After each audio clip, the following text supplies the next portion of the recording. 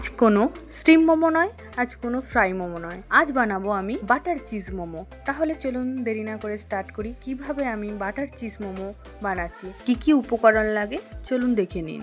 300 gram chicken কিমা নিয়ে নিলাম, 500 গ্রাম ময়দা, 2 চামচ আদা বাটা, 2 চামচ রসুন বাটা, 4 থেকে 5টা কাঁচা লঙ্কা কুচি, 2টো পেঁয়াজ কুচি, 1 চামচ গোলমরিচ গুঁড়ো, 2 চামচ ধনেপাতা কুচি আর একটা বাটার, 1 পিস চিজ, স্বাদ মতো লবণ, ভিনেগার, সয়া সস।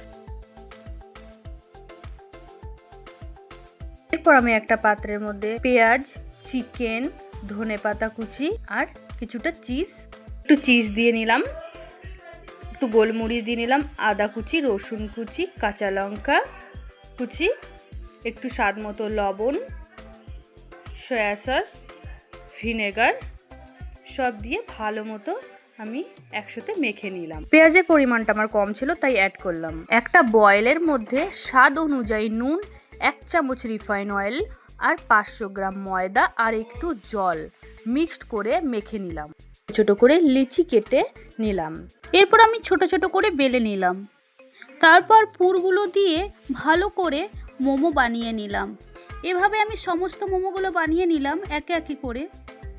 আর মোমোর সাইজগুলো আপনারা যেভাবে ভালো লাগে সেইভাবে ডিজাইন করে দিতে পারেন। আমি আমার মতন করে বানিয়ে নিলাম।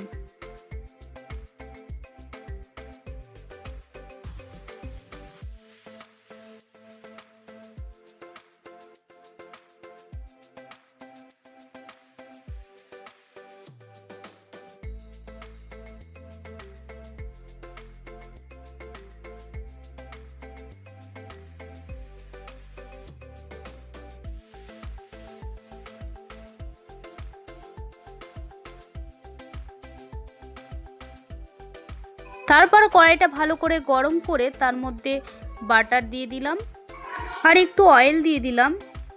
তারপর মোমোগুলো একে একে দিয়ে দিলাম।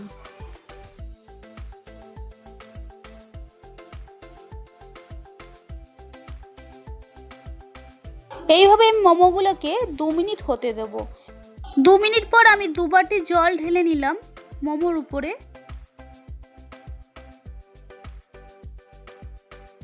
এরপর আমি নাড়িয়ে চাড়িয়ে ঢাকা দিয়ে রাখবো। এইভাবে আমি 15 মিনিট হতে দেব।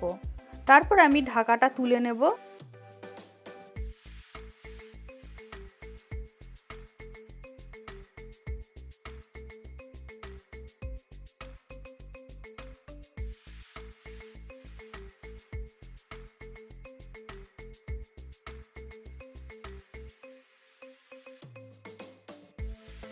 এরপর আমি চামচ দিয়ে মোমোগুলোকে উল্টে নেব।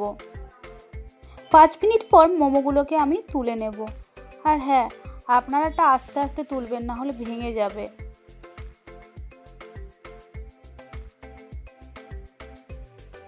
এইভাবে আমি বাকি মোমোগুলো একই পদ্ধতিতে আমি বানিয়ে নিলাম।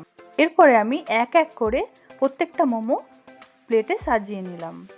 এরপরে গরম গরম সার্ভ করব। চাটনিটা আমি বাড়িতে আগে বানিয়ে রেখেছিলাম, আপনাদের নেক্সট ভিডিওতে আমি চাটনিটা বানিয়ে দেখাবো।